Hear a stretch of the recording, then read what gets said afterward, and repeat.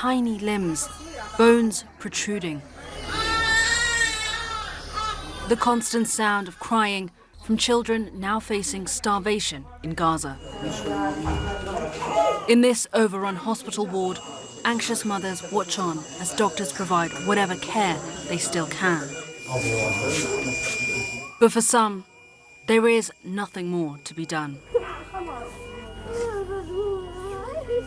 3-year-old Mila, who had been suffering from acute malnutrition, now another victim of this merciless war. She was healthy. There was nothing wrong with her before, Mila's mother says. Then suddenly everything dropped. She wasn't eating anything. We had no milk, no eggs, nothing. She used to eat eggs every day before the war, but now we have nothing. Across Gaza, too many are feeling the pain of this deepening hunger crisis. Small children, emaciated and malnourished. These were little Yazan's final moments, his tiny fingers gripped in his mother's hand. He, like Mila, would not make it. Others are still just barely holding on, but there is no telling how long they will survive. Standing beside Mila's body, Dr. Ahmed Salem says many children at this hospital are now dying due to a lack of food and oxygen supplies. With limited aid getting in, many have grown desperate, searching for food wherever they can.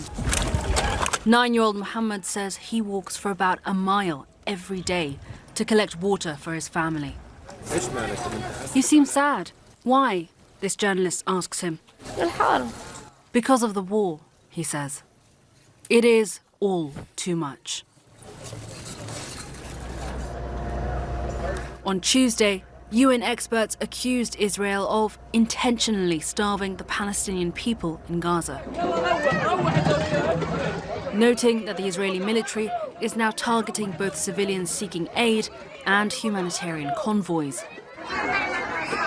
Israel has denied targeting civilians and says that there is, quote, no limit to the amount of humanitarian aid for civilians in Gaza. But the reality on the ground paints a very different picture. There is no food, no water, no flour, cooking oil or anything, this woman says. Death is better than this. According to a senior UN official, at least a quarter of Gaza's population is now said to be just one step away from famine. With aid agencies facing overwhelming obstacles in getting the bare minimum of supplies into Gaza. And as Israel's ground offensive threatens to push further into the Strip's densely populated south, time is quickly running out.